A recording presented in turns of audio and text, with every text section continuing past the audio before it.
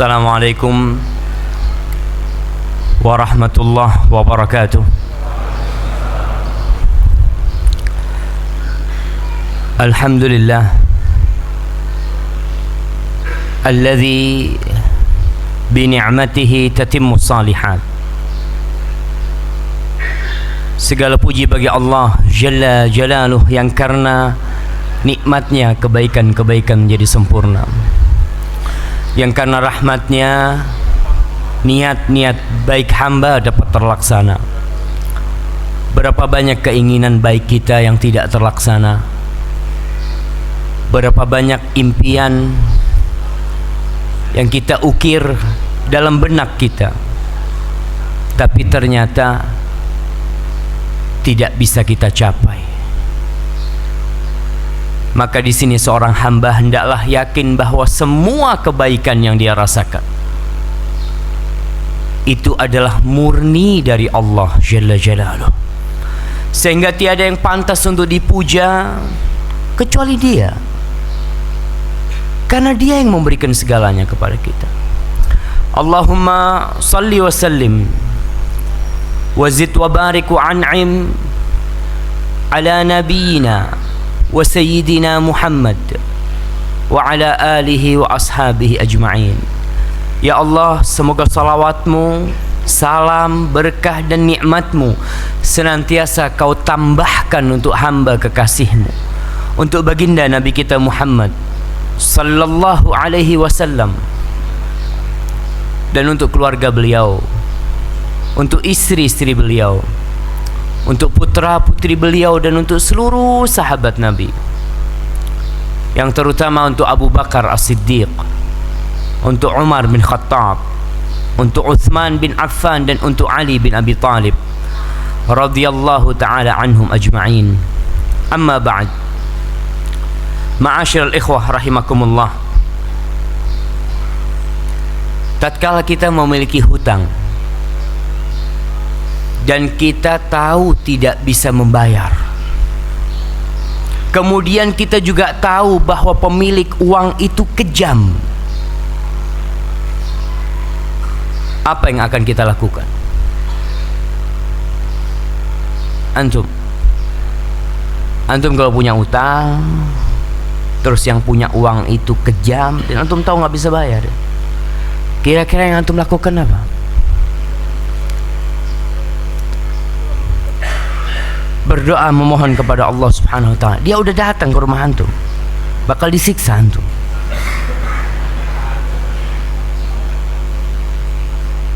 Nggak akan lari antum, akan terhadapi insyaallah. Masya Allah. Nggak ada, kita mau lari kemana? Apalagi kalau ternyata tuh orang sudah pasang bodyguard di mana-mana. Kita hanya bisa berserah diri. Para jamaah rahimakumullah, kita tahu bahwa kita tidak pernah atau tidak mungkin bisa melarikan diri dari Allah Subhanahu wa ta'ala.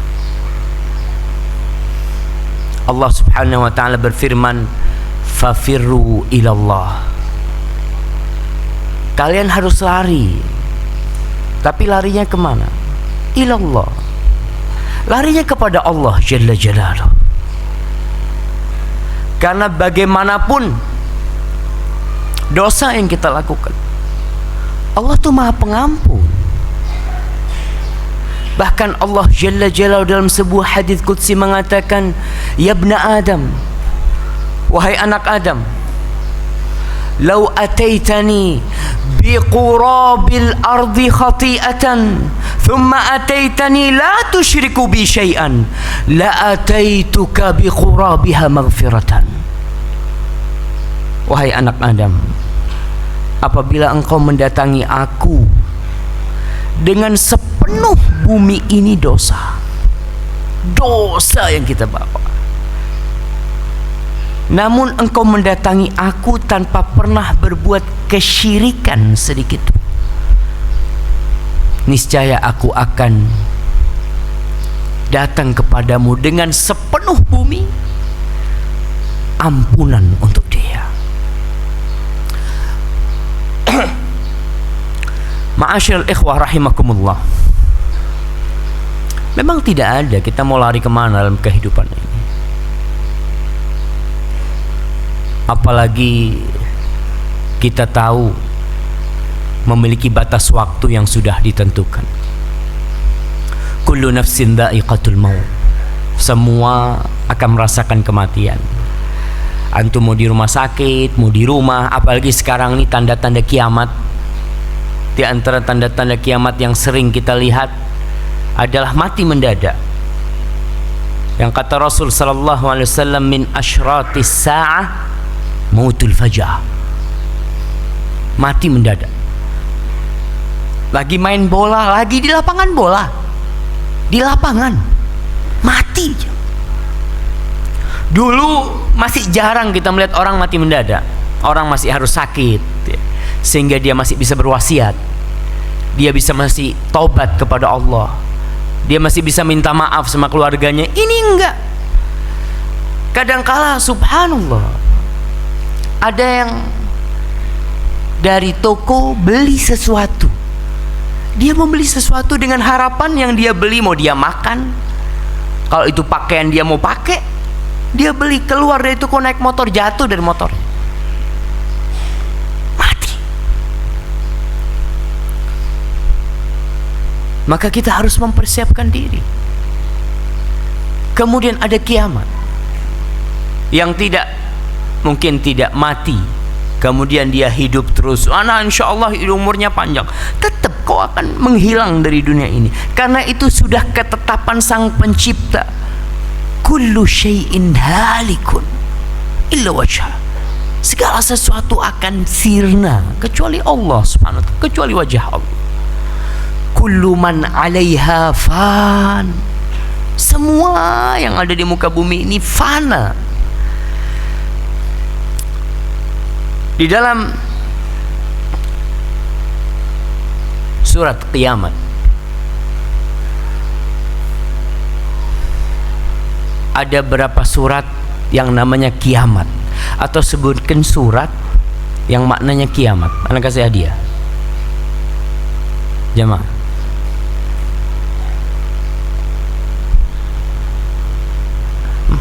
Surat kiamat, antum mau jawab? Iya, satu Al-Qiyamah, lagi Al-Ghashiyah,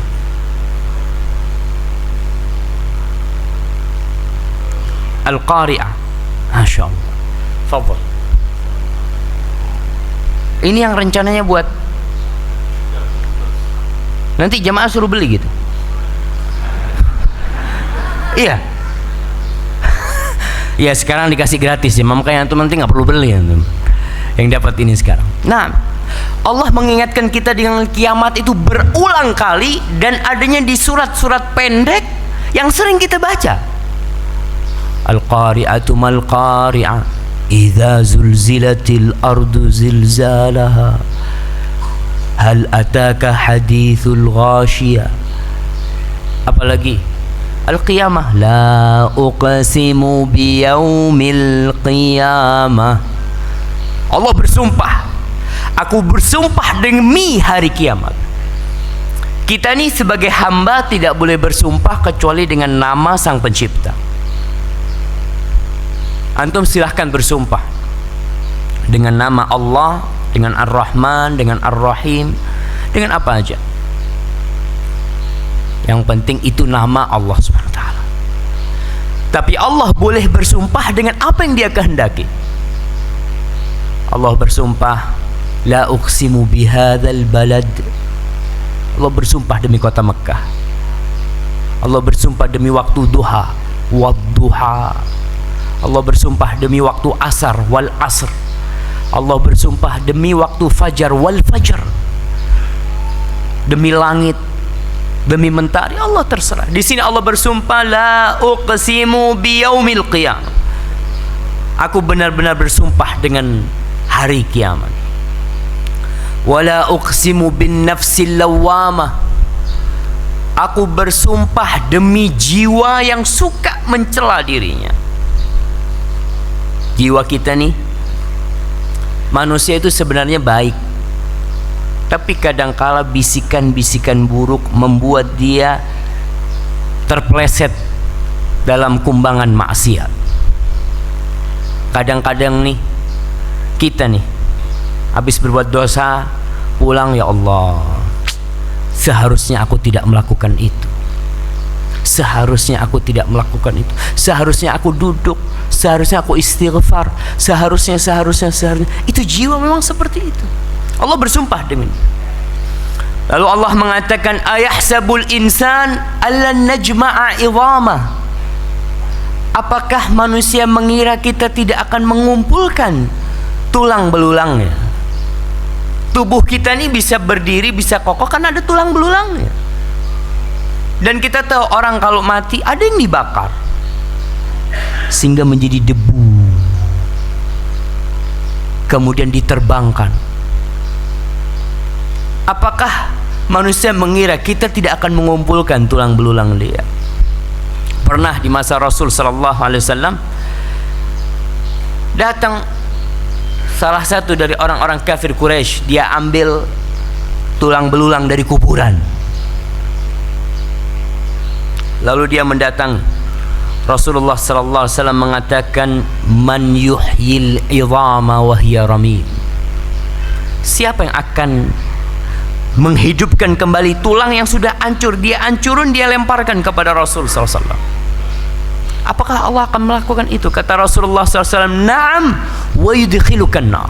Iya, Allah akan menghidupkan tulang belulang ini dan Allah akan memasukkan engkau ke dalam neraka. Apa sih yang susah buat sang pencipta? Kita ini para jamaah, Allah mengingatkan kalau penciptaan diri kita ini jauh lebih mudah dari penciptaan yang lain. Allah mengatakan, a'antum asyaddu khalqan amis sama banaha rafa'a samkaha fasawwaha wa aghtasha laylaha wa akhraja duhaha. Apakah kalian lebih dahsyat penciptaannya daripada langit itu? Kalian merasa lebih ringan buat Allah menciptakan kalian. Allah membuat cahaya untuk bumi ini. Allah membuat dunia ini jadi terang, jadi gelap. Maka kalau hanya untuk menghidupkan kita, itu sesuatu yang mudah bagi Allah. Innama amruhu idza arada syai'an ay yaqula lahu kun fayakun. Allah tinggal bilang kun, jadi. Bala, kata Allah, qadirina ala an nusawwiya banana. Pasti kita bisa ngidupin kalian dan kita mampu menyamakan jari-jarinya. Sebagian ulama mengatakan bahwa sidik jari kita tuh beda. Nggak ada yang sama manusia itu sidik jari. Dan tatkala dia mati, dia jadi tulang belulang, Allah nanti menghidupkan kita kembali dan Allah akan samakan sidik jari kita. Nggak berbeda. Seperti tatkala kita hidup sekarang, tidak akan terjadi percampuran antara sidik jari kita dengan sidik jari teman kita. Nggak ada. Allah bisa menyamakan jari-jari kita tuh. Yang sampai yang terkecil Allah akan samakan. Bal yuridul insan liyafjura amamah yas'alu ayyana yaumul qiyamah. Tapi itu manusia, ya dia ingin melakukan, menampakkan kesombongan dirinya. Dan dia bertanya, kapan sih kiamat itu? Kemarin sudah lewat tuh waktunya kiamat. Tatkala orang-orang ribut kiamat itu jam 12 tanggal 12 bulan 12 2012. Nggak ada yang tahu sama kiamat. Yang saya heran, umat Islam ikut-ikutan. Mungkin bener ya. Itu bisa mungkin bener. Tatkala udah bohong, diam, udah sepi. Nggak ada yang tahu tentang kiamat itu kapan terjadi. Tapi Allah kasih tahu tanda-tandanya, dan tanda-tandanya kita udah lihat, udah deket. Allah katakan kiamat itu terjadi fa idza bariqal basar, wa khasafal qamar, wa jumi'asy syamsu wal qamar. Kiamat itu akan terjadi tatkala mata manusia terbelalak memandang. Kiamat itu terjadi dalam kondisi seperti kematian tadi. Orang tuh nggak ada persiapan, jemaah. Sampai ada orang yang sedang bikin kolam, dia mungkin di sawah, dia kolamnya dia ratakan. Ada yang sedang belanja di pasar, lagi jual beli, lagi tawar menawar. Kiamat terjadi. Memang dalam kondisi orang-orang ya sibuk dengan dunia dia. Ketika nanti terjadi gerhana rembulan, dihilangkan cahayanya, lalu matahari dan rembulan digabungkan, pada hari itu yaqulul insanu yauma idzin ainal mafar. Pada hari itu manusia akan mengatakan, mau kemana kita lari? Mau lari kemana? Bumi buminya Allah, langit langitnya Allah, rizki yang kita makan dari Allah, tubuh yang kita miliki ya juga dari Allah. Ila rabbika yauma idzinil mustaqar. Ya nggak ada, kau akan balik sama Allah. Kita ini diingetin bahwa kita akan balik sama Allah nih. Sehari itu berulang kali ya. Ketika antum bangun tidur, apa antum katakan? Alhamdulillahilladzi ahyana ba'dama amatana wa ilaihin nusyur. Kita bakal balik sama Allah Subhanahu wa taala. Tatkala ada orang meninggal dunia, apa yang kita katakan? Inna lillahi wa inna ilaihi rajiun. Kita bakal balik sama Allah. Enggak ada tempat untuk berlari. Bahkan Allah ceritakan di surat Abasa wa Tawalla, tatkala Allah mengatakan fa idza ja'atis sakhah, tatkala datang tuh sakhah, hari yang menakutkan pada waktu itu. Yauma yafirrul mar'u min akhi, orang akan lari dari siapa? Dari saudaranya dia lari. Biasanya dia kalau ada masalah, dia akan cari saudaranya, dia akan cari orang yang mungkin membantu dia. Tapi pada hari kiamat dari saudaranya dia lari. Wa ummihi wa abih, dari abah sama umminya dia akan lari meninggalkan mereka. Wa sahibatihi wa bani, istrinya, pasangan hidupnya yang senantiasa kumpul sama dia, pada hari itu akan dia lupakan. Anak-anaknya, kita sekarang kalau anak kita sakit, kita akan bingung sama mereka. Kita mau bawa ke dokter, kita mau cari orang yang bisa ngobatin dia. Tapi tatkala terjadi kiamat, kita tinggalin semua. Wanita-wanita yang sedang hamil pun akan meletakkan isi perut. Hari itu hari yang menakutkan, jemaah. Terus apa yang harus kita lakukan? Ya persiapkan. Kita harus hitung-hitungan sebelum itu terjadi. Sebelum kita dibangkitkan kembali, mati udah kita sering lihat orang mati. Sebelum kita dibangkitkan kembali, yang mana pada hari itu akan ada hitung-hitungan. Kalau kita sekarang sudah mempersiapkan diri dengan hitung-hitungan kita, insya Allah aman. Seperti kita tahu nih, kita punya utang banyak sama fulan, sama fulan, sama fulan. Jatuh temponya 1 Ramadan. Kita udah hitung duit kita sekian. Oh ini nih buat bayar fulan, yang ini buat bayar fulan, yang ini buat bayar fulan. Udah, fulan datang, nih punya ente, nih punya ente, punya ente. Selesai, kita tenang. Tapi kalau kita tidak mempersiapkan diri, gampang. Ada kok yang buat bayar. Tatkala datang mereka, udah mulai dihitung, ini punya ente ya, sekian fulan, datang lagi fulan, datang lagi fulan, datang lagi fulan. Ternyata duitnya habis dan tidak cukup duit yang dia miliki. Allah Subhanahu wa ta'ala mengajarkan kepada kita agar kita menghisap diri kita. Di mana Allah berfirman di surat Al-Qiyamah ini, Allah katakan, yaqulul insanu yawma idzin ainal mafar kalla la wazar ila rabbika yawma idzinil mustaqar yunabba'ul insanu yawma idzin bima qaddama wa akhar. Manusia pada hari itu akan dikasih tahu semua yang sudah dia lakukan. Ini yang kau lakukan, ini yang belum kau lakukan, ini dosa-dosamu, ini kewajiban-kewajiban yang seharusnya kau amalkan, ternyata kau belum mengamalkannya, akan dikasih tahu semuanya.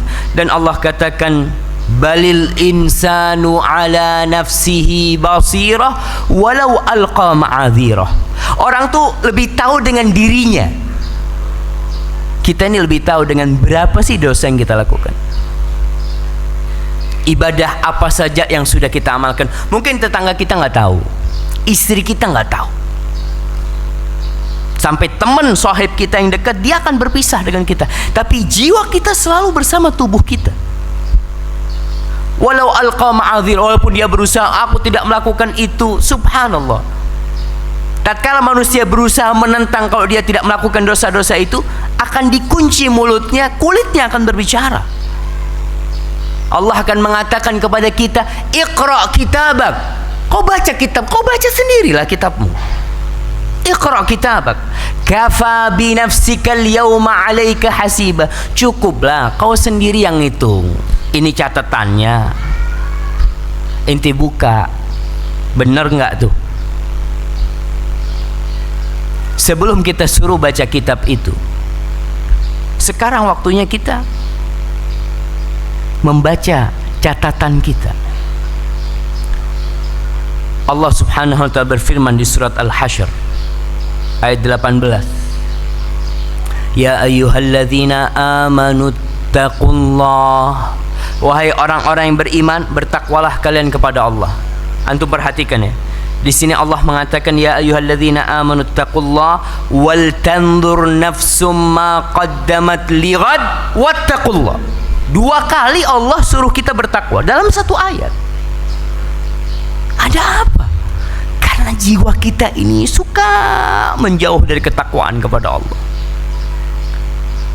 Berat orang bertakwa kepada Allah itu kalau bukan dari hatinya.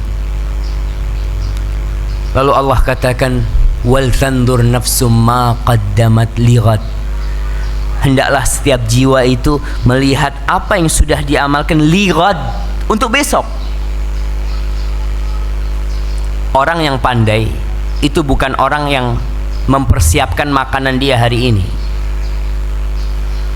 tapi orang yang pandai adalah yang tatkala dia tua, dia udah nggak perlu kerja lagi. Nanti anak kepingin kalau anak sudah tua, ya udah, anak sudah tinggal istirahat, tinggal ke masjid, tinggal ngaji. Kenapa? Duitnya udah dia siapin. Kayak Ramadan nih, kita persiapan Ramadan dari sekarang nih. Kok Ramadan mau ngapain? Ramadan tuh 30 hari kayaknya anak mau gunakan untuk ibadah. Gimana nanti untuk gunakan ibadah? Nanti pagi harus syughul. Nah sekarang anak akan kerja bulan Sya'ban sepenuh-penuhnya, nanti pas Ramadan anak nggak mau syughul. Dia persiapan, karena dia tahu setahun sekali ketemu Ramadan. Ibu-ibu yang tahu di Ramadan ada sholat taraweh, biasanya malam taraweh itu orang pada belanja. Di 10 hari terakhir dia persiapkan. Bulan Sya'ban suaminya ngomong, dek, nih bulan Sya'ban kau mau belanja baju baru bulan Sya'ban, Ramadan nggak ada ke pasar. Karena dia tahu di depan tuh ada apa. Tatkala kita nggak tahu di depan ada apa, kita santai-santai aja.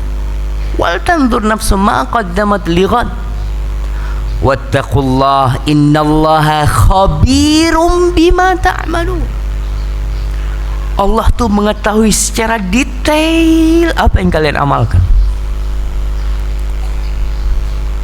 Kita kalau berbuat dosa sama teman kita, banyak yang nggak dicatat sama dia, mungkin dia juga lupa. Tapi sama Allah, ahsahullah wa nasuh, Allah catat semuanya dan kita lupa. Nanti kita akan baca, subhanallah. Masa sekarang ini menunjukkan kita gambaran, sedikit gambaran bagaimana nanti akan dihisab pada hari kiamat. Antum dengan adanya CCTV, bisa nggak antum katakan anak nggak berbuat itu? Pernah kejadian di Masjidil Haram, Ada 2 orang berteman nih lagi umroh. Akhirnya selesai umroh, mereka istirahat capek. Tidurlah di Masjidil Haram. Yang satu tidur, yang satu nggak tidur. Yang nggak tidur ini ngambil barang-barang di tas sohibnya. Lalu dia pura-pura keluar. Di pintu Masjidil Haram dipegang sama penjaga. Ada apa? Polisi yang pegang. Anda nggak melakukan apa? Nggak apa-apa, sini. Sohibnya dibangunin. Ente sini, kata dia. Ada apa? Kata, ikut. Disetelin tuh CCTV. 2 sohib yang berteman. Ini siapa ini, kata dia. Orang nggak bisa dia ngaling. Ya udah, ente yang melakukan. Dilihat betul ente, kata iya gambarnya ente. Para jamaah, subhanallah, kita nih nggak sadar bahwa dosa-dosa kita tuh direkam. Ada malaikat kiraman katibin ya'lamuna ma taf'alun. Kiraman katibin, malaikat-malaikat yang mulia yang mencatat semua. Dia ada di sebelah kanan dan di kiri kita. Nggak seperti CCTV yang kadang-kala rusak. Nah, kadang-kala CCTV rusak, tapi malaikat nggak ada. Dia terus catat dan semuanya lengkap. Jadi perjalanan hidup kita ini kelak akan disetel kembali kira-kira. Karena malaikat tuh nemenin kita terus. Ini baca nih kitabmu, kita akan tahu. Ma'asyiral ikhwah rahimakumullah, Ibnu Katsir rahimahullah ketika menyebutkan ayat ini, wal tanzur nafsum ma qaddamat lighad, hendaklah setiap jiwa itu melihat apa yang dia persiapkan untuk hari esok. Kata Ibnu Katsir, hasibu anfusakum qabla an tuhasabu. Kalian hisab diri kalian nih sebelum kalian dihisab. Wanzuru madza dakhartum li anfusikum minal a'mali salihah liyaumi ma'adikum wa ardikum ala rabbikum. Dan persiapkan apa yang sudah kalian tabung nih dari amal soleh. Anak udah melakukan ini, itu catat dari amal-amal soleh. Untuk apa? Nanti kalian bakal balik. Nanti pada hari kiamat tatkala orang-orang digiring ke api neraka itu, Allah katakan kepada mereka, unfudhu, kalian silahkan, kalian mau kemana lari silahkan. La tunfudhuna illa bisultan, nggak bisa kalian lari. Ya udah, ini waktunya diazab. Sebelum datang hari itu kita siapin nih. Ma'asyiral ikhwah rahimakumullah, kata Ibnu Katsir, wa ardikum ala rabbikum. Kita nih akan dipaparkan kepada Rabb kita. Para jamaah, kalau antum berbuat salah dan bos antum tahu, ketika antum melakukan kesalahan itu, CCTV itu hidup dan antum dipanggil, fulan ente datang. Bagaimana perasaan kita? Dalam sebuah hadis yang diriwayatkan oleh Anas bin Malik radhiyallahu taala anhu, dan hadis ini diriwayatkan Imam Tirmidzi dan Ahmad. Menurut sebagian ulama sanad hadis ini dhaif, tapi secara makna hadis ini sahih. Al-kayyis man dana nafsahu wa amila lima ba'dal maut. Orang yang cerdas adalah orang yang menghitung-hitung dirinya. Kapan ya? Ketika dia hidup. Kita akan bicara bagaimana sarana muhasabatun nafas. Apa sih yang kita harus miliki tatkala kita ingin menghisab diri kita? Karena kita tahu nanti nggak bisa lari kita. Udah ada catatannya semua. Al-kayyis, orang yang cerdas adalah yang menghitung-hitung dirinya. Ana sudah umur berapa ya? Ana udah umur sekian. Hafalan Quran ana berapa? Coba dia tanyakan. Allah kasih waktu sama ana 24 jam. 24 jam itu berapa pahala yang sudah aku kumpulkan? Wa amila lima ba'dal maut. Dia beramal bukan untuk kehidupan ini. Dia ketika bangun rumah, dia tahu dia butuh rumah. Orang hidup di dunia butuh ongkos, tapi dia tahu, aku nanti kalau mati nggak ada yang bantuin aku. Nanti di kuburan tuh aku akan ditinggal sama anak-anakku. Biniku nggak akan mau tidur sama aku di kuburan, nggak ada. Semua bakal ninggalin aku. Makanya aku akan beramal buat aku nanti kalau aku mati. Wal ajiz man atba'a nafsahu hawaha wa tamanna 'ala Allahil amaniya. Orang yang bodoh, orang yang lemah adalah orang yang mengikuti nafsunya. Kepingin ini, oke. Kepingin itu, pokoknya diikutin bisikan nafsu. Dia mengikutin bisikan nafsunya, dia muslim. Maka dari itu dia itu senantiasa berangan-angan, nggak apa-apa, Allah itu Ghafurur Rahim. Kan hadisnya jelas. Kalau kita, yang penting kau kan tidak berbuat syirik. Udah, kau berbuat dosa nggak apa-apa. Yang penting jangan berbuat syirik. Ini bisikan nafsu. Senantiasa dia berangan-angan kepada Allah Subhanahu Wa Taala. Padahal dia tahu kemaksiatan itu jalan menuju kepada kesyirikan. Iblis itu menggoda kita. Yang pertama dia lakukan adalah bagaimana orang itu berbuat syirik. Tapi kalau nggak bisa dia turun, nggak apa-apa. Iblis akan ridho kau berbuat dosa kecil, nggak apa-apa. Yang penting terus-terusan. Kemudian dibisikin, gampang lah. Nanti kalau mau tobat, kalau sudah umur 70 tahun tuh Ami Fulan masih umur 70 tahun masih berbuat dosa, masih hidup. Kok sekarang masih muda boleh gitu. Dan itu terjadi. Kita lihat anak-anak muda, insya Allah ada di hati kecil mereka keinginan tobat, ada. Mereka mengatakan, ente kok nggak soli? Nantilah anak soli, anak tahu nih, anak dosa nih. Dia tahu, nanti anak akan soli. Ente masa melakukan dosa ini? Udah, ente jangan terlalu memberatkan diri. Allah tuh Ghafurur Rahim. Ya, kadang-kala seperti itu yang kita lakukan. Ma'asyiral ikhwah rahimakumullah, Umar bin Khattab radhiyallahu ta'ala anhu, diriwayatkan oleh Imam Ahmad dalam kitabnya Az-Zuhud.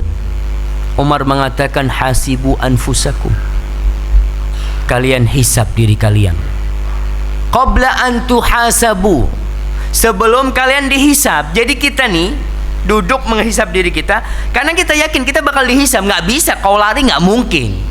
Hisab itu ada. Sebelum kalian dihisab, kalian hisab diri kalian. Wazinu anfusakum qabla an tuzanu, kalian timbang-timbang nih diri kalian sebelum kalian ditimbang.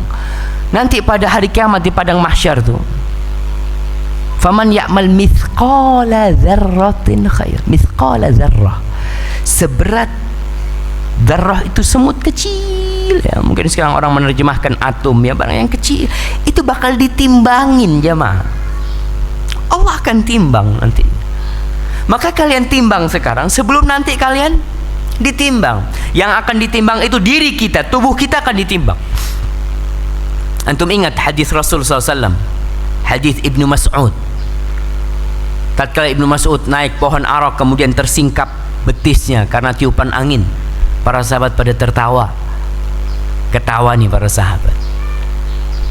Nabi melihat ada yang salah dengan sahabatnya, karena mereka menilai orang dari fisiknya.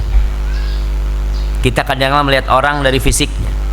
Kalau orang gagah, masya Allah nih orang baik ya, belum tentu. Ibnu Mas'ud nih kurus, kecil orangnya. Para sahabat ketawa. Ditanya, mimma tabhakun, apa yang kalian tertawakan? Kata para sahabat, min khumusati saqai au min diqqati saqai. Mereka mengatakan dari kecilnya betisnya Ibnu Mas'ud, kecil banget. Dia udah tua tuh Ibnu Mas'ud, kecil banget betisnya dia. Kata Rasul sallallahu alaihi wasallam, la saqu Ibnu Mas'ud fil mizan, la saqu Ibnu Mas'ud fil mizan athqalu min Jabal Uhud.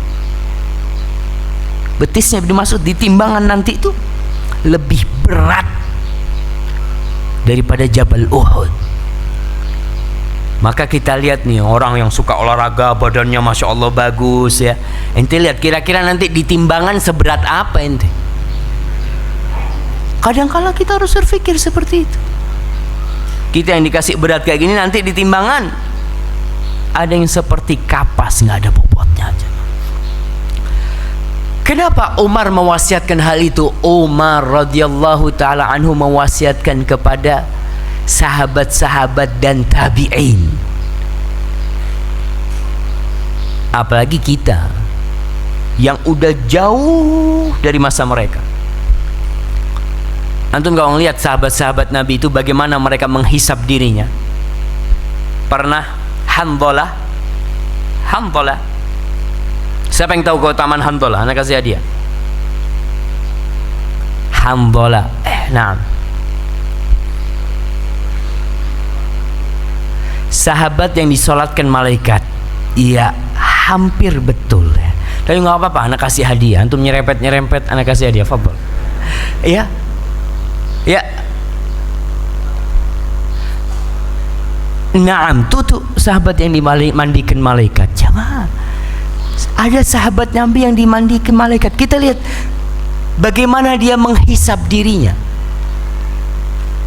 Hanzalah pada suatu hari lagi di pinggir jalan, dia mengatakan, ketemu Abu Bakar, kaifa asbahta ya Hanzalah, ente gimana pagi hari ini? Apa kata nafaqa Hanzalah, munafik Hanzalah. Kata Abu Bakar, yang benar ente ngomong. Gimana ente ngomong diri ente munafik? Kata dia, idza kunna inda Rasulillah sallallahu alaihi wasallam wa dzakarana billah wa dzakara lana al-jannah wan nar ka'annama ra'yal ain. Ketika kita sama Rasulullah SAW duduk di pengajian sama Nabi jelasin tentang Allah, tentang surga, tentang neraka, seakan-akan kita melihat tuh semua. Falamma afasnal ahla wabbai'ah, ketika wal mal, tatkala kita udah pulang, udah ribut sama istri kita, sama anak-anak kita, sama kebun kita, sama kerjaan kita, kita lupa. Nih, dia menghisap dirinya. Kata Abu Bakar, sama ente sama anak kalau gitu. Gimana ya, kita tanya sama Rasulullah SAW. Berangkat mereka, laporan. Nih, kita nih masalahnya jiwa. Ini hisap jamaah. Ini contoh orang yang menghisap dirinya. Lalu dia datang ke Rasulullah SAW. Mereka mengatakan, ya Rasulullah, gini nih ceritanya nih. Rasulullah SAW mengatakan, lau takunun, andai kata kalian tatkala berada di keluarga kalian, ya, kama takununa indi, seperti ketika kalian kumpul sama aku nih, la safahatkumul malaikatu fit turuqat wa fil furush. Kalau kalian tetap tatkala ada di rumah kalian seperti kalian ada di depanku, maka malaikat akan salaman sama kalian. Kenapa? Udah bukan manusia lagi, udah jadi kelompoknya malaikat. Sama malaikat salaman jika sudah jalan-jalan kalian. Walakin sa'ah. Tapi itulah sekali-kali seperti itu ya. Tapi kita balik lagi ngaji. Kadang-kala kita gitu kan, habis pengajian semangat, setelah itu dapat 2-3 hari mulai kendor. Yang awalnya duduk astagfirullah, dapat seminggu hilang astagfirullah.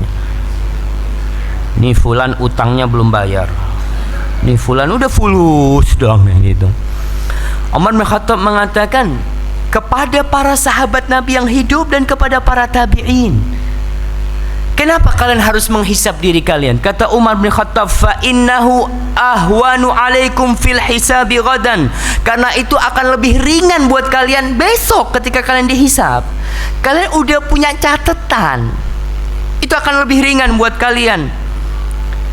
Wa tazayyanu lil arad al akbar, dan kalian berhiaslah untuk hari ketika kalian ditampakkan menghadap Allah pada hari itu. Para jamaah, orang itu akan dibangkitkan dari kuburnya sesuai dengan amalnya. Yang pura-pura baik di dunia, nanti tatkala dibangkitkan dari kuburnya kelihatan.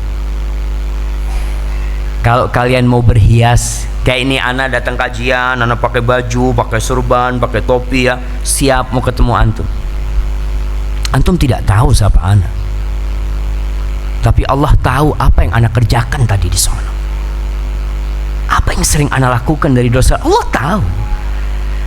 Maka kata Umar bin Khattab, kau kalau mau berhias, nanti buat ketemu sama Allah tuh berhias kau.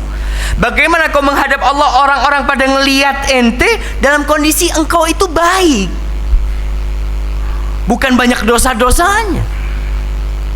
Lalu Umar membacakan firman Allah di surat Al-Haqqah, yauma idzin tu'raduna la takhfa minkum khafiyah.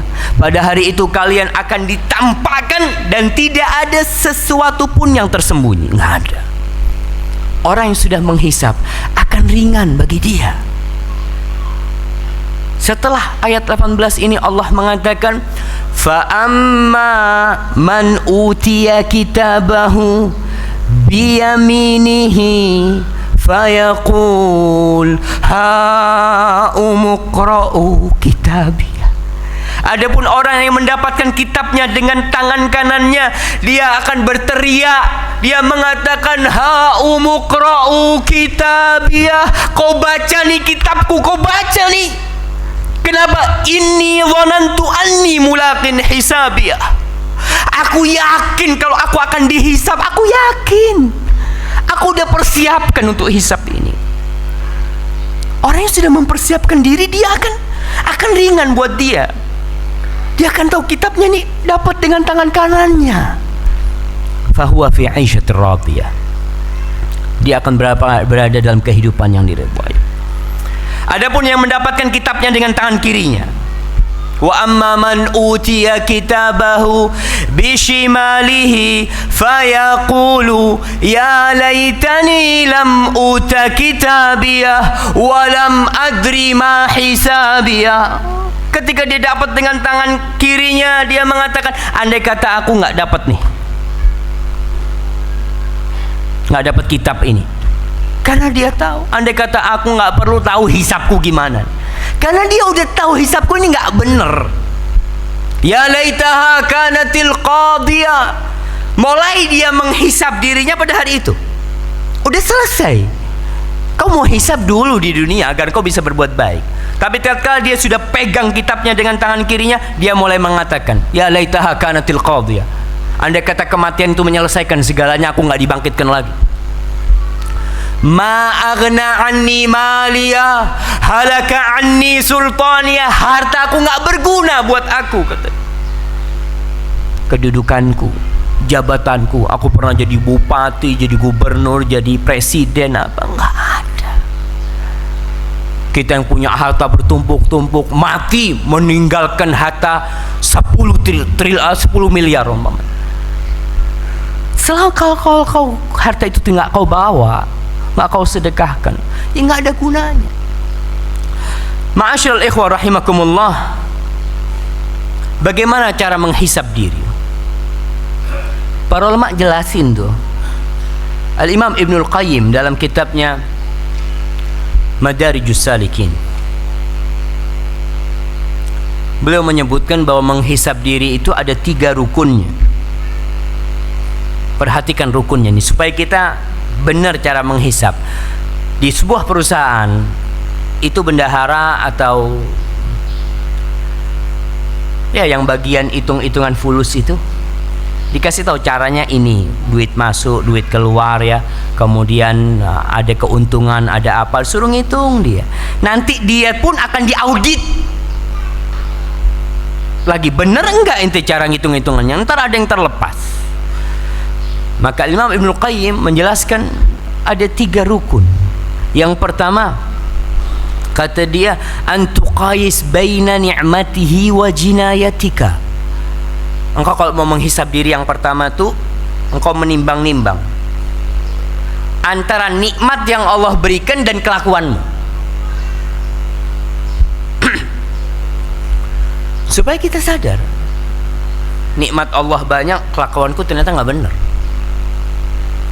Allah kasih sehat, ternyata kesehatanku aku gunakan untuk kemaksiatan. Kita hitung, subhanallah, ana dulu nggak punya apa-apa, sekarang ana punya mobil. Tapi kenapa ana jarang ke masjid? Ini membandingkan nikmat yang Allah berikan. Ana dulu sakit, kemudian Allah kasih ana sembuh, tapi ternyata kaki ana masih lebih sering ke tempat maksiat. Karena dengan seperti itu kita akan sadar, ya Allah, yang ada itu cuma maaf Allah buat kita aja, nggak sebanding nikmat yang Allah berikan dengan amalan kita.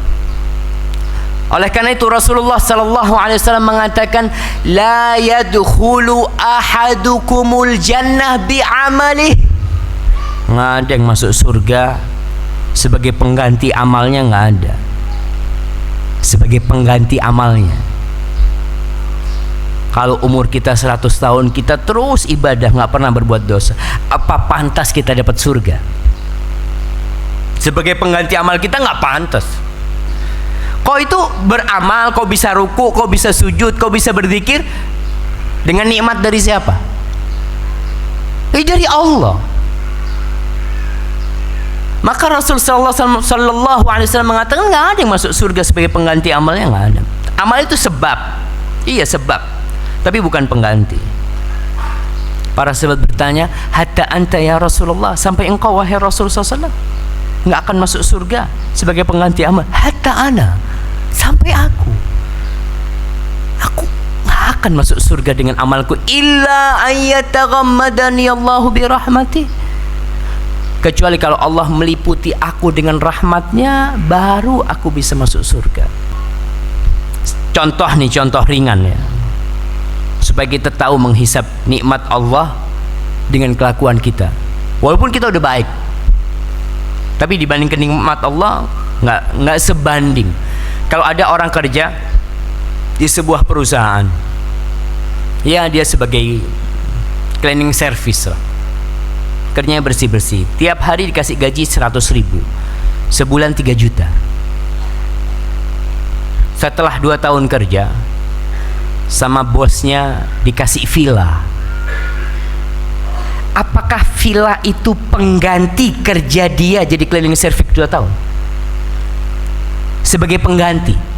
Enggak lah, kerjaanmu apa sih kau pantas dapat villa? Nggak pantas. Kenapa dapat villa? Karena kesian bosnya. Kita pun nunggu kasihan Allah kepada kita, baru kita bisa masuk surga. Kalau amal kita enggak. Ma'asyiral ikhwah rahimakumullah. Yang kedua, rukun yang kedua, thumma tuqayis bainal hasanat was sayyiat. Kemudian engkau menimbang-nimbang antara pahala, antara amal kebajikanmu dan dosa-dosamu. Kalau tadi antara nikmat Allah dan kelakuan kita, yang kedua antara kita sendiri nih. Kita beramal, kita timbang, satu hari ini dosa ana berapa? Pahala ana berapa? Dan untuk menimbang-nimbang antara amal kebajikan dan amal keburukan ini membutuhkan 3 sarana.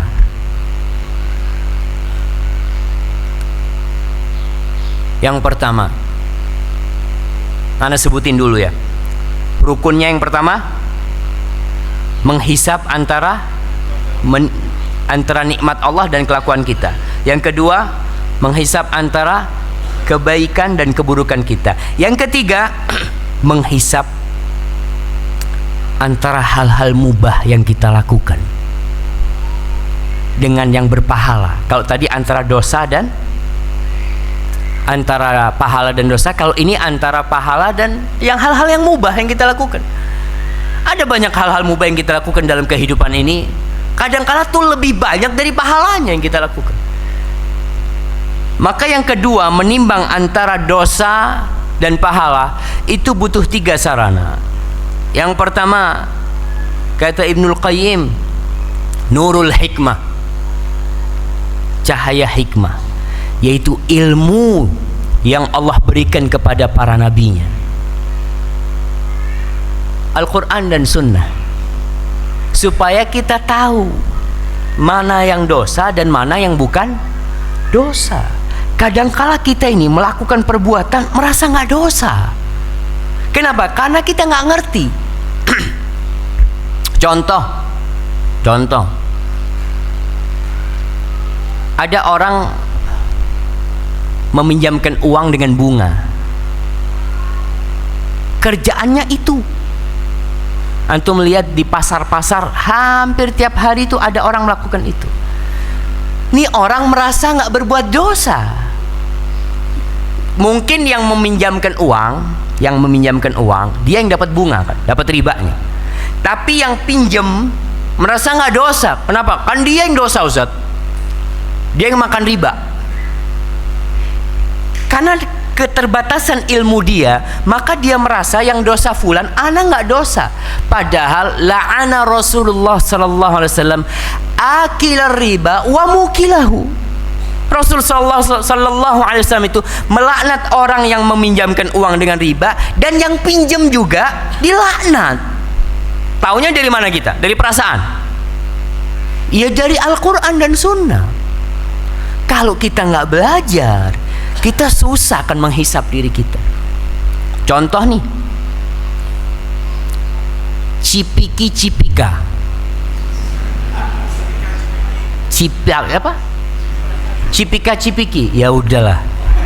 Yang mana tuh? Kenapa banyak orang melakukan itu dan tidak merasa dosa? Dia mengatakan, Ustaz aja sih perasaannya yang buruk. Ana ini hati ana bersih, Ustaz. Ini istrinya sohib ana, udah kayak saudara, Ustaz. Dia merasa nggak berdosa, jemaah. Karena kalau ikut perasaan nggak merasa berdosa. Kemudian lelaki-lelaki yang masuk ke tempat iparnya, ada yang serumah sama iparnya, tiap hari makan berdua sama istrinya kakaknya, berduaan apa. Dia nggak merasa berdosa. Soalnya kalau lewat perasaan nggak dosa memang kan. Kata dia, ya Ustadz, ini kan iparnya Ustadz. Hitungannya itu sudah saudara. Kemudian orang-orang yang bersalaman dengan sepupunya, ya, dia merasa enggak Ustaz, ini sepupu anak. Itu bukan mahram ente. Ente bisa kawin sama dia. Atau sama istrinya amminya, istrinya pamannya. Banyak orang, ya dia sama istri pamannya itu seperti keponakan sudah. Padahal dia bukan keponakan. Kalau ammi ente meninggal, ente boleh kawin sama istrinya paman ente. Di sini kita butuh apa? Syariat, bukan pakai perasaan. Kalau kita sudah pakai perasaan, maka akan banyak dosa-dosa yang kita lakukan dan kita tidak merasa berdosa. Maka dari itu dituntut orang yang mau muhasabah belajar agama, ngaji. Dan ingat, thalabul ilmi fariidatun ala kulli muslim. Menuntut ilmu itu kewajiban buat setiap muslim. Wajib hukumnya nuntut ilmu. Apa? Ilmu apa?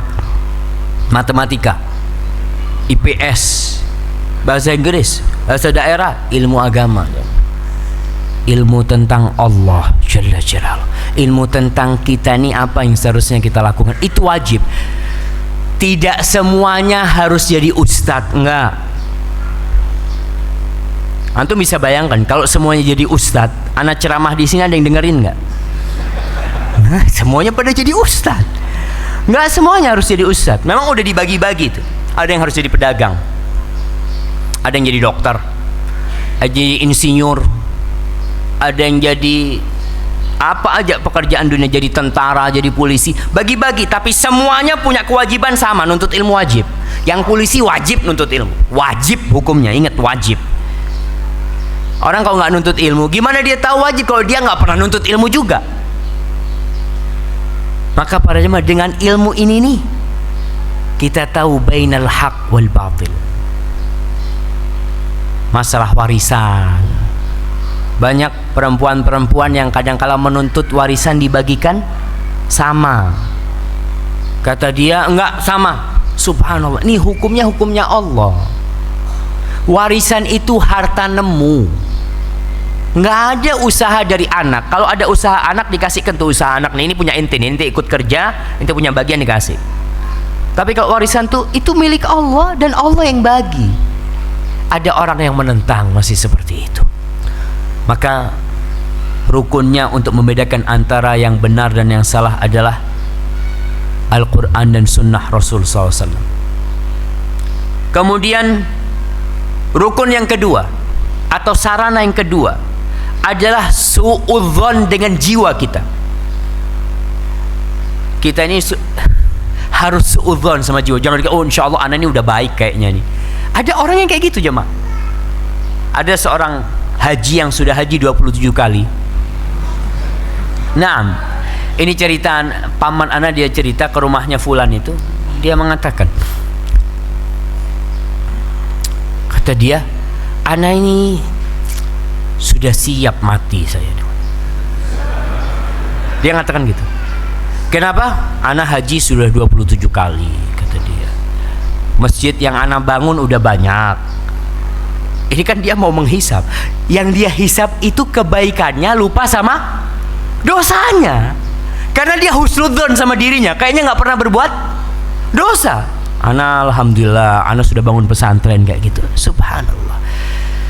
Kenapa orang selesai haji dari Arafah, Allah mengatakan, فَإِذَا قَضَيْتُمْ مَنَاسِكَكُمْ فَاذْكُرُوا فَإِذَا أَفَضْتُمْ مِنْ عَرَفَاتٍ فَاذْكُرُوا اللَّهَ عِنْدَ الْمَشْعَرِ الْحَرَامِ وَاذْكُرُوهُ كَمَا هَدَاكُمْ وَإِنْ كُنْتُمْ مِنْ قَبْلِهِ لَمِنَ الضَّالِينَ ثُمَّ أَفِيضُوا مِنْ حَيْثُ أَفَاضَ النَّاسُ وَاسْتَغْفِرُوا اللَّهَ إِنَّ اللَّهَ غَفُورٌ رَحِيمٌ. Orang habis haji, habis di Arafah, kita tahu haji itu puncaknya Arafah. Selesai itu Allah ampuni dosa orang-orang pada hari Arafah itu. Tapi kenapa selesai dari Arafah orang ke Muzdalifah disuruh istighfar sama Allah? Makanya ada seorang jemaah haji yang dia tanya sama anak langsung ketika itu. Dia bingung, Ustaz, anak ini bingung Ustaz, kata dia. Dia habis haji ke Madinah. Kan katanya orang yang habis haji itu seperti bayi yang baru lahir. Terus kenapa disuruh istighfar Ustaz? Aneh bingung mau istighfar dosa anak yang mana, ya kata dia. Ini karena itu karena keawaman dia jemaah. Ini wajar, dia tuh awam, dia nggak ngerti. Karena tadi nggak punya ilmu. Lalu dia husnudzon sama dirinya. Kita habis sholat jemaah, yang pertama kita lakukan apa? Astagfirullah. Di situ suudzon gitu ya Allah. Mungkin anak sholat tadi takut nggak diterima sama Allah Subhanahu Wa Taala. Allah tatkala menceritakan orang-orang soleh, walladzina yu'tuna ma ataw wa qulubuhum wajilah annahum ila rabbihim raji'un. Orang yang senantiasa berbuat, senantiasa melakukan dalam kondisi hatinya terus takut, dia takut tuh, karena dia akan kembali kepada Allah Subhanahu wa taala. Aisyah tanya tentang ayat ini. Ini ayat ini ya Rasulullah sallallahu alaihi wasallam, apakah tentang orang yang berzina, yang mencuri, yang minum khamr, kemudian dia takut dengan dosa-dosanya? Kata Rasulullah SAW, la yabnat as-siddiq. Bukan, wahai putrinya as-siddiq.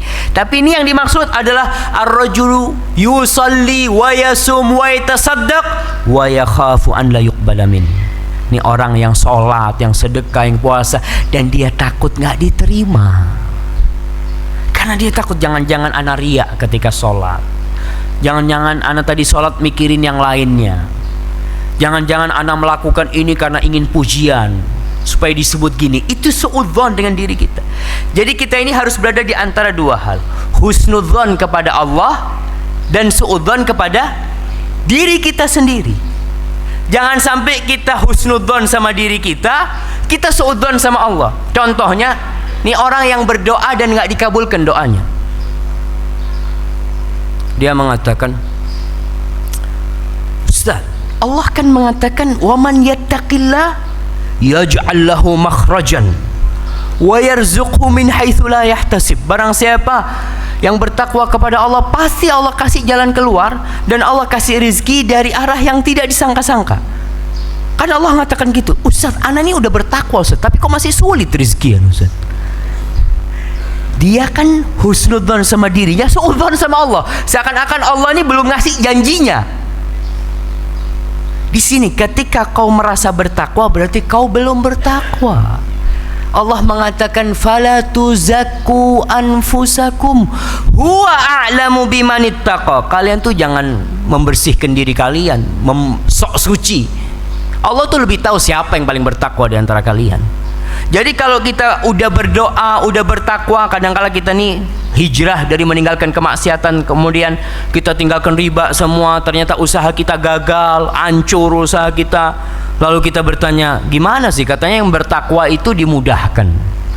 Tapi anak udah bertakwa, kayaknya masih enakan dulu ketika anak belum bertakwa. Mulai dia. Maka ingat, suudzon kepada diri dan husnudzon kepada Allah. Allah tuh nggak pernah ingkar janji, cuma kita nih. Yang ketiga, sarana yang ketiga yang disebut oleh Ibnul Qayyim adalah tamyiz ni'mah minal fitnah. Membedakan antara nikmat yang Allah berikan dan fitnah. Karena kadangkala kita ini tidak bisa membedakan antara nikmat dan fitnah. Allah mengatakan tentang nikmat ini, innama amwalukum wa auladukum fitnah. Sesungguhnya harta kalian dan anak kalian fitnah atau ujian. Kapan jadi ujian dan kapan jadi nikmat? Tatkala rizki kita dilancarkan, kemudian kita tambah dekat sama Allah, insya Allah tuh rizki jadi nikmat. Umpamanya gini, dulu ana subhanallah, ketika ana masih pakai sepeda ontel, ana tuh jarang ke masjid Imam Syafi'i.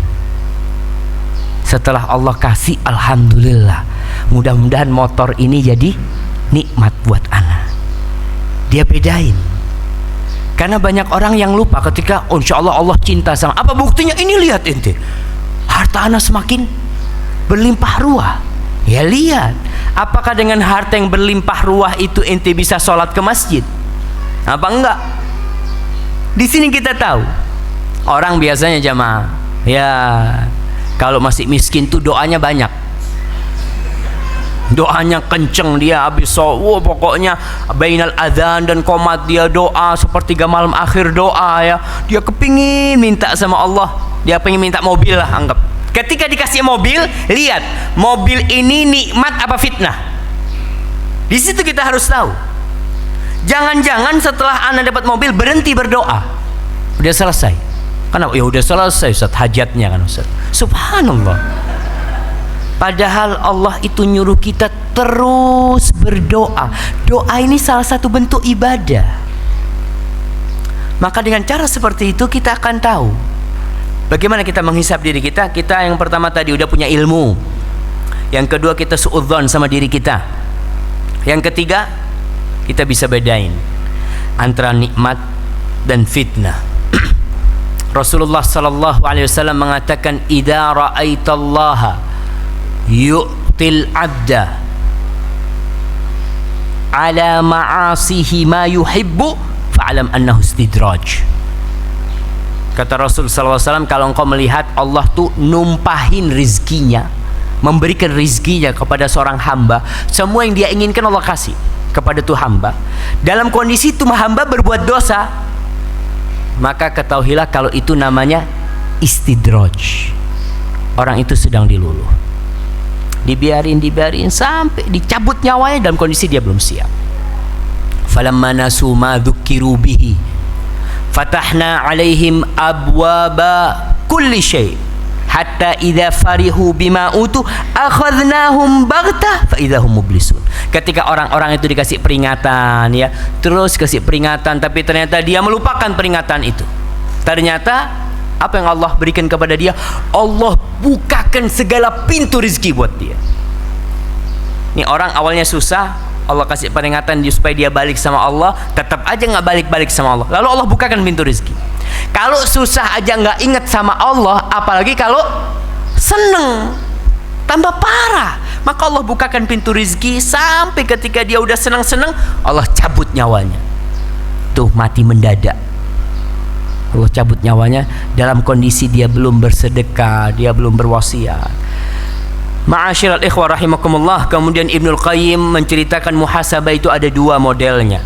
Ada muhasabah yang sebelum beramal, ada muhasabah setelah beramal. Kita ini sebelum beramal pikir dulu nih, kira-kira anak nih amal ini lillah apa enggak? Sebelum kita beramal, kita tanya nih, kira-kira anak amalkan ini lillahi ta'ala, ada manfaatnya apa nggak ada manfaatnya, sehingga kita tidak melakukan sesuatu kecuali kita udah timbang-timbang. Seperti pedagang. Pedagang tuh sebelum masuk ke sebuah perniagaan, dia akan berpikir, nih kira-kira menguntungkan tidak.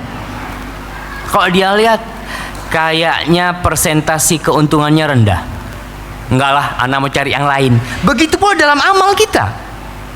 Kita kalau mau berbuat sesuatu, kita mikir, anak dapat faedah enggak dari amal ini. Jangan-jangan niat anak enggak bener. Jangan-jangan pekerjaan ini berbahaya untuk agama kita, buat diri kita. Maka tatkala itu kita sudah meninggalkan sebelum beramal. Itu lebih mudah, seperti orang yang ngomong. Maka yang dikatakan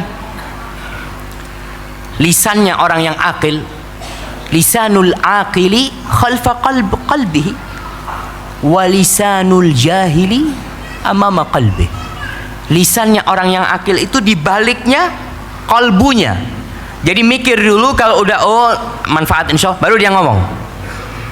Tapi kalau orang yang nggak pinter, dia itu ngomong, setelah ngomong kayaknya nggak bener tadi anak ngomong. Ente kenapa nggak mikir dulu? Kalau udah kelepasan itu udah susah. Seperti contohnya kalimat tolak. Orang yang baru nikah, bukan yang baru nikah, yang nikah lah. Kalau bisa lafaz tolak itu dihapuskan dari kamus kehidupan dia, di-delete. Sehingga lafaz itu nggak akan muncul ketika dia marah, ketika apa nggak akan muncul. Kapan didatangkan kalimat itu? Ya ketika dia mikir, kayaknya anak memang harus cerai. Kayaknya nggak mungkin dilanjutkan. Dia mikir, bismillah. Kata itu diambil lagi, dikeluarkan, katakan talak. Begitu pula para jamaah dalam semua tindakan kita. Khususnya kita dalam ungkapan-ungkapan kita mikir. Taib, yang sesudah beramal, kata Imam Ibnul Qayyim mengatakan, yang setelah amal itu ada 3 modelnya, yaitu menghisap dari ketaatan-ketaatan yang kita lakukan. Ana nih ketaatan ana sudah sampai tingkat mana? Tetap ini butuh ilmu, kita tahu ini ternyata dapat pahala. Umpamanya sholat ya, ana ini umur 50 tahun nggak pernah sholli di masjid kita orang, kecuali Jumatan. Nih hisap. Iya ya, anak kalau ke pasar tiap hari nggak ada masalah, tapi ke rumah Allah jarang. Padahal kita tahu langkah-langkah ke rumah Allah itu dicatat gitu. Tapi kenapa anak males? Tapi ke pasar nggak usah diiming-imingin pahala, datang ke pasar. Nggak ada, apa ada iming-imingin pahala? Yang berangkat ke pasar 1 langkah diangkat derajatnya, dihapus, nggak ada. Tapi orang ke pasar, tapi ke masjid mikir dia. Mungkin sebagian sampai sholat istikharah. Anak sholli di masjid apa enggak ya? Katanya sama Ustadz suruh isi muhasabah. Tidak kan. Baik, kemudian yang kedua setelah amal itu muhasabah tentang dosa, yang besar yang kecil. Kita habis berbuat dosa, tadi kita sebutkan an-nafsil lawamah. Allah mengatakan la uqsimu biyaumil qiyamah wa la uqsimu bin nafsil lawamah. Nih kita hisab dosa yang kita lakukan. Kembali lagi, yang ini butuh ilmu. Yang setelah amal ini kayak model ada orang kerjanya tiap hari ngerumpi, tiap hari dia tuh nonton acara apa, check and recheck, apa lagi, gosip, terus apa jemaah? Antum pura-pura nggak tahu, nggak usah, anak nggak tahu. Insyaallah aja antum. Itu subhanallah, ada orang yang kalau nggak ngelihat itu, Allah kata dia, gimana? Fulan nih akhirnya cerai enggak nih? Kata dia, lihat, tonton. Dan ibu-ibu masya Allah, kalau sudah nonton itu anaknya sono. Anaknya disuruh sono. Kita tahu ini dosa jemaah. Ustaz, benar dosa? Iya, dosa kalau mereka itu tidak suka aibnya diumbar. Tapi kalau ada orang yang suka aibnya diumbar, ya nggak dosa. Memang dia yang suka aibnya diumbar. Kan Rasul sallallahu alaihi wasallam mengatakan tentang ghibah, dzikruka akhaka bima yakrah. Engkau menyebutkan tentang sesuatu di diri saudaramu yang dia nggak suka. Tapi ada orang-orang yang memang cari sensasi, dia memang ingin dilihat orang. Yang kayak gini nggak dosa, karena memang dia suka dengan hal itu. Maka kita bedakan hal itu. Maka dosa yang besar, yang kecil kita lakukan. Kita apa? Kita hisab diri kita ya, tentang berbakti kepada orang tua, tentang silaturahim ya. Kalau hubungan suami istri ini dilihat nih, kadangkala kita menyakiti hati istri kita nggak tahu. Kadangkala seorang istri itu, hati-hati ibu-ibu, kalau dipanggil sama suaminya sehari itu mikir tuh. Dipanggil sama suaminya, ada ibu-ibu kalau dipanggil sama suaminya mengatakan bentar, sebentar. Kenapa harus sebentar? Padahal perintah Rasul sallallahu alaihi wasallam ketika mengatakan tentang hak seorang suami, engkau harus taat sama perintahnya. Innama huwa jannatuki aw naruki. Suamimu itu surga atau nerakamu. Maka ini demi kelangsungan rumah tangga. Kalau dipanggil sama suaminya lagi goreng ikan, matikan kompornya. Kalau dulu susah karena pakai tumang. Jadi gimana mau dimatikan Ustaz dipanggil suami? Susah dulu. Tapi kalau sekarang dipanggil suami, bismillah, datang. Dan ingat, suami ibu-ibu itu bayi besar, sama kayak bayi dia. Anak sama antum. Kita tuh kalau lagi ya minta sesuatu, kadang-kala kita tanya mana kos kaki ya, tanya. Si istri sibuk sama anak-anaknya, kita jadi iri. Kok itu ngurusin anak-anak, aku nggak diurusin, gitu dia. Ya memang harus sadar dengan hal-hal yang seperti ini itu. Kembali, jangan sampai dosa-dosa itu bertumpuk. Allah Subhanahu wa taala ketika menyebutkan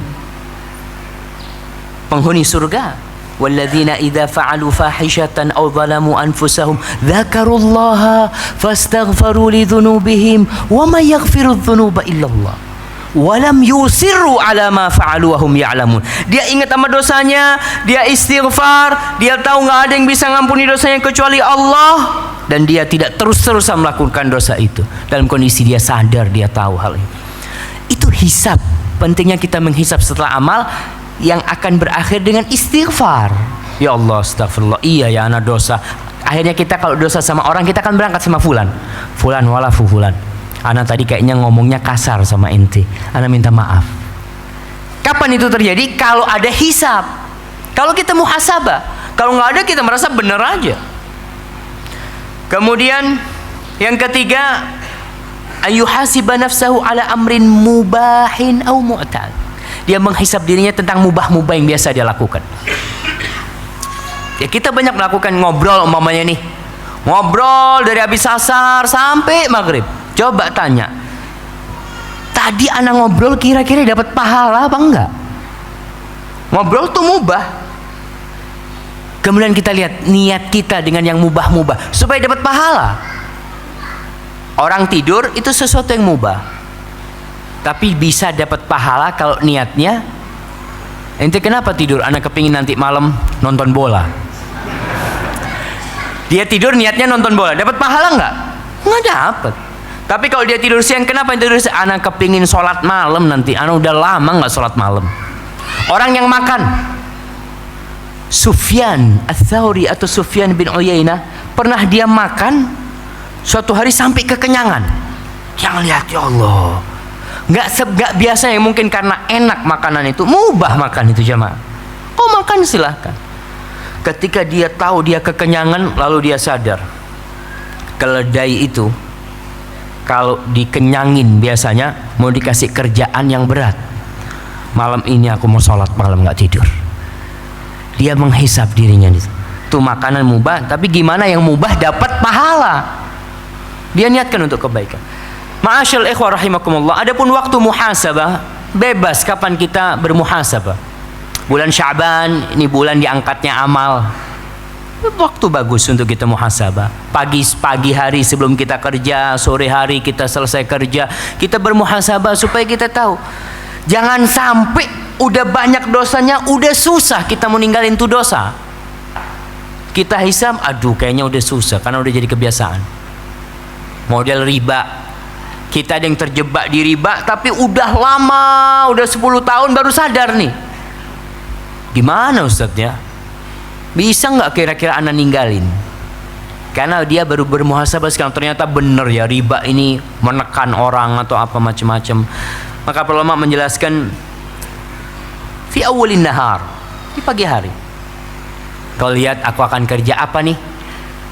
Jadi kalau di pagi hari itu kita berpikir planning nih. Hari ini apa yang aku akan kerjakan? Aku nanti kepingin sholat duha jam 10 ya. Nanti anak mau izin, anak mau sholat duha. Kemudian nanti qobliyah, anak kepingin qobliyah itu nggak ditinggalin. Ba'diyah juga anak ingin. Kemudian nanti anak mau tidur siang. Nanti habis asar anak kepingin baca zikir pagi sore. Terus anak kepingin baca Quran.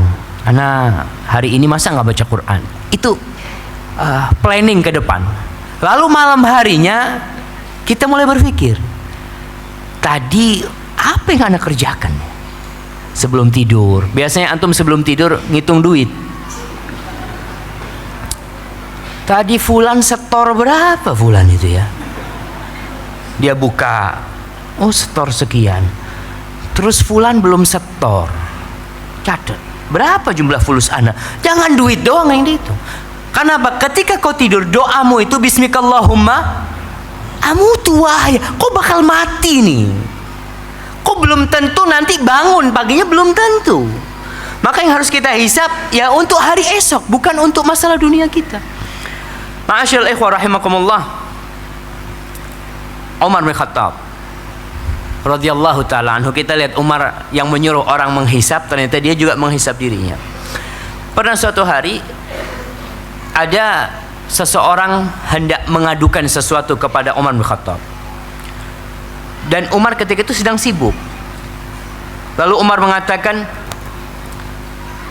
"Atatrukuna al-khalifah hina yakunu farighan hatta idza syughila bi amril muslimin ataitumuh." Kata Umar, ente ini ketika khalifah lagi enggak ada kerjaan, ente enggak datang. Pas lagi ada kerjaan ngurusin umat, kalian datang, kata dia. Akhirnya sama Umar tuh orang dipukul pakai becut. Siapa yang tidak tahu Umar bin Khattab? Setan lewat cari jalan lain. Subhan. Padahal Umar nggak kelihatan sama setan. Lalu orang itu pergi dalam kondisi dia sedih. Akhirnya Umar mikir, loh, kayaknya ana zalimi itu orang. Lalu dia panggil tuh orang tadi yang sudah anak pukul, dikasih sama Umar, ini pecut, kau pukul aku. Ini muhasabah jangan. Sebelum nanti di akhirat, di sini nih muhasabah. Nih kau ambil pukul aku. Kata Umar, idribni kama darabtuka. Kau pukul aku sebagaimana aku memukulmu tadi. Kata orang ini, enggak Umar, kata dia. Taraktu haqqi lillahi walaka. Aku biarkan hakku untuk Allah dan untukmu. Kata Umar bin Khattab, imma antatrukahu lillahi faqat wa imma an ta'khudha haqqak. Kata Umar, kau hanya punya dua pilihan. Yang pertama, kau biarkan hakmu hanya untuk Allah saja, atau kalau tidak kau pukul aku, kau ambil hakmu. Lalu kata orang ini, taraktuhu lillah. Wahai Umar, aku tinggalkan itu untuk Allah Subhanahu wa taala. Sudah selesai. Umar pulang ke rumahnya. Sampai rumahnya dia sholat 2 rakaat. Kemudian dia duduk. Dia mengatakan, ya ibnal Khattab, wahai anaknya Khattab, kunta wadi'an farafa'akallah. Wahai ibnul Khattab, kau itu dulu rendahan, orang yang rendah, kemudian Allah yang mengangkatmu. Wadhalan fahadakallah, engkau dulu itu tersesat, kemudian Allah memberikan hidayah kepadamu. Wa dha'ifan fa'azzakallah, engkau dulu itu lemah, kemudian Allah memuliakan engkau. Antum ingat surat Wadduha? Apa yang Allah katakan kepada nabinya? Itu salah satu bentuk muhasabah. Alam yajidka yatiman fa'awa wa wajadaka dhalam fahada wa wajadaka ailam fa'aghna. Ini hisab supaya kita tahu kau itu siapa sih dirimu. Maka Umar bin Khattab menghisap dirinya seperti itu. Wa ja'alaka khalifatan. Kemudian Allah menjadikan engkau sebagai khalifah. Ini rentetan hisab, supaya orang tahu kau sekarang ada di posisimu itu melalui proses yang panjang. Kemudian Allah jadikan engkau khalifah. Fa'ata rajulun yasta'inu bika ala daf'i dhulm fadhalamtahu. Datang orang kepadamu, dia mengadukan ada yang menzalimi dia, ternyata engkau zalimi dia. Dia ini mengadu tentang orang yang menzalimi, ternyata sama engkau malah kau zalimi dia. Ma taqulu li rabbika ghadan idza ataitahu. Apa yang akan kau katakan kepada Rabbmu besok kalau engkau berjumpa dengan Allah? Kalau engkau mendatangi Allah, apa yang akan kau katakan? Wa dhalla yuhasibu nafsahu hatta ashfaqan nas alaih. Terus dia sampai orang-orang kesian sama Umar bin Khattab radhiyallahu taala anhu. Ini disebutkan dalam kitab Manaqib Amirul Mukminin Umar bin Khattab karya Ibnul Jauzi. Para jamaah, ketika Umar bin Khattab dia ditusuk di bawah pusarnya lagi sholat tuh,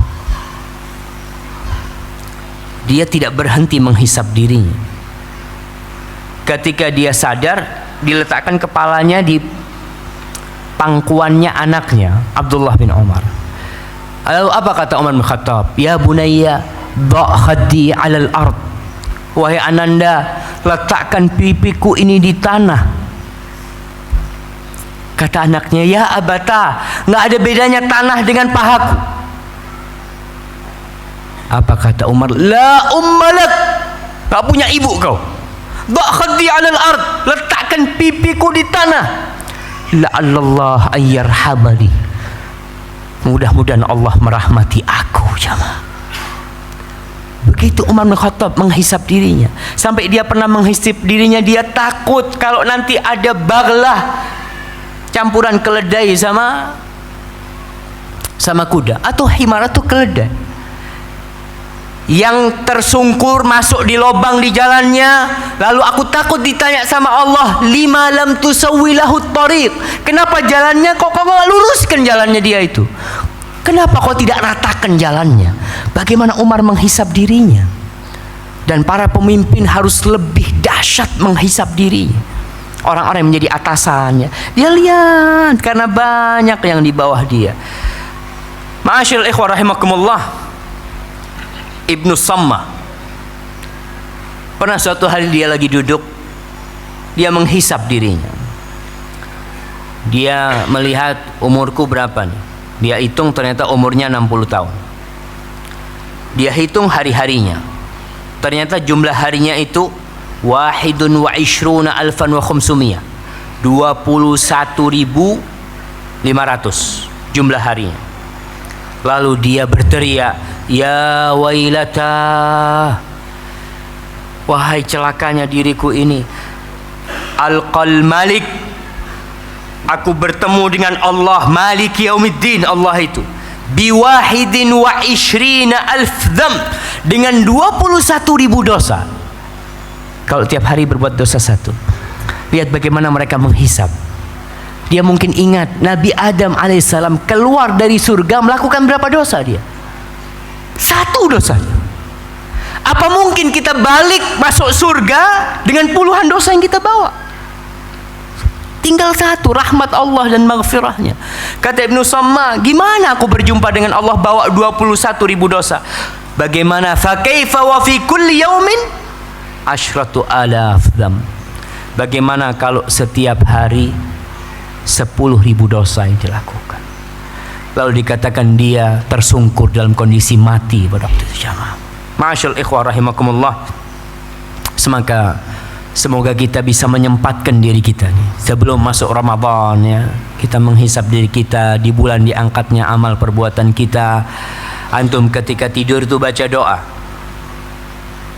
Dalam hadis Bara bin Azib, Rasulullah sallallahu alaihi wasallam mengatakan, "Idza ataita madja'aka." Ini hadis diriwayatkan Imam Bukhari dan Muslim. Kalau engkau datengin tempat tidurmu itu, fatawadda wudu'aka lis-shalah, hendaklah engkau wudu seperti hendak salat. Thumma taji' ala syiqqikal ayman, kemudian engkau berbaringlah di samping kananmu, rebahan di samping kananmu. Thumma qul, lalu katakan, Allahumma aslamtu nafsi ilaik wa wajjahtu wajhi ilaik wa alja'tu dhahri ilaik. Ya Allah, aku serahkan dirimu kepadamu, aku hadapkan wajahmu kepadamu, dan aku sandarkan punggungku kepadamu. Wa fawwatu amri ilaik, semua urusanku aku serahkan kepadamu. Raghbatan wa rahbatan ilaik, dalam kondisi aku berharap dan cemas kepadamu ya Allah. La malja wala manja minka illa ilaik. Ya Allah, tidak ada tempat untuk lari, untuk menyelamatkan diri, dan tidak ada tempat untuk berlindung darimu kecuali kepadamu. Mau lari kemana? Ya kepada Allah subhanahu wa ta'ala. Amantu bi kitabika alladhi anzalta wa bi nabiyyika alladhi arsalta. Aku beriman dengan kitab yang engkau turunkan dan nabi yang engkau utus. Fa in mitta min lailatika, kalau engkau mati malam hari itu, ini Bara' bin Azib, kalau engkau mati pada hari itu wahai Bara', fa anta 'alal fitrah, engkau berada di atas fitrah. Wa in asbahta khairan, kalau engkau masih hidup, engkau hidup dalam kondisi penuh kebaikan. Waj'alhunna akhira ma tatakallam bihi, jadikan itu akhir yang kau katakan sebelum tidurmu. Maka jamaah, kita lihat semua urusan kita serahkan kepada Allah. Ya, dosa-dosa kita tahu nggak akan bisa kita melarikan diri kecuali kembali kepada Allah Subhanahu wa taala. Hadza wallahu a'lam bishawab. Itu yang kita bisa kaji pada kesempatan kali ini.